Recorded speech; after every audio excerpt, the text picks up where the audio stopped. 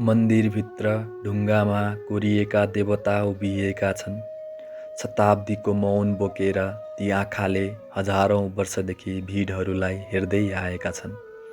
घन्टी बज्छ, tin tin, धुपको धुवाँ हावामा फैलिन्छन् र विश्वासको गन्ध मन्दिरभरि बस्छन्।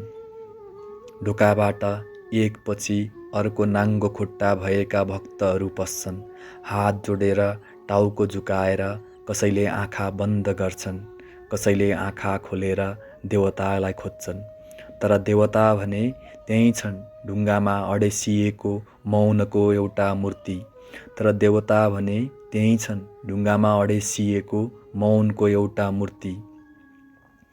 एक बुढा भक्त लट्ठी टेकेर आएका छन्।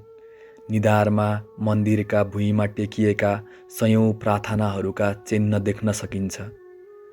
उनी बिस्तारै भन्छन्, हे ईश्वर, म फेरि आएँ। देवता चुप छन्। त्यसै बेला एउटा सानो केटो बुबाको औँला समातेर पहिलो पटक मन्दिरभित्र छिरेको छ। उसले भगवानलाई हेर्छ र बिस्तारै सोध्छ, बुबा, यो ढुङ्गा किन देवता हो? बुबा एकछिन चुप लाग्छन् र उत्तर दिन नसकेर आफैमाथि निराश भएर घर फर्कन्छन्। बाहिर लाइन अझै लामो छ। भक्तहरूको आँखा देवतातिर छन्, तर देवताका आँखा कता हेर्दैछन् कसैलाई थाहा छैन। भक्तहरूको आँखा देवतातिर छन्, तर देवताका आँखा कता हेर्दैछन् कसैलाई थाहा छैन। कहिलेकाहीँ त्यो ढुङ्गाभित्र देवता सोचिरहेको जस्तो लाग्छ। कहिलेकाहीँ त्यो ढुङ्गाभित्रको देवता सोचिरहेको जस्तो लाग्छ, यी हात जोड्ने मान्छेहरू साँच्चै मलाई देख्न आएका हुन्? या आफ्नै डर, आफ्नै चाहना, आफ्नै आशा मेरा अगाडि राख्न आएका हुन्? धूप सकिन्छ, नयाँ धूप बालिन्छ, भक्तहरू बदलिन्छन्, तर प्रार्थना उस्तै। मन्दिरको भित्र देवता अझै उभिएका छन्, शान्त, अचल, समयभन्दा पुरानो। र बाहिर आँखा भएका भक्तहरू अझै देवता खोजिरहेका छन्।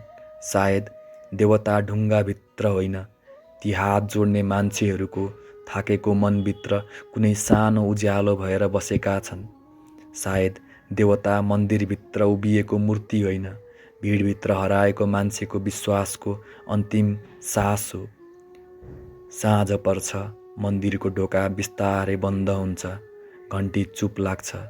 तर मन्दिरबाट निस्किएका ती भक्तहरूको आँखामा देवता अझै हिँडिरहेका छन्।